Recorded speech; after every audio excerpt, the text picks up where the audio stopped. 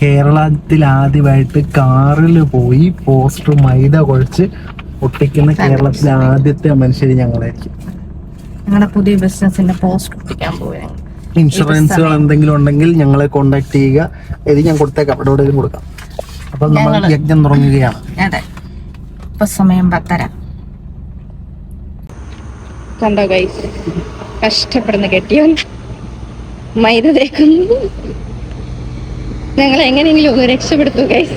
Brush വെച്ച് poster ഒട്ടിക്കുന്നതും ലോകത്തിലെ കേരളത്തിലെ ആദ്യത്തെ ആൾ ഞാനായിരിക്കും.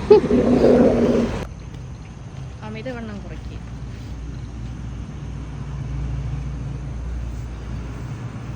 അമിതവണ്ണത്തിന്റെ മണ്ടക്കുട്ടിയിൽ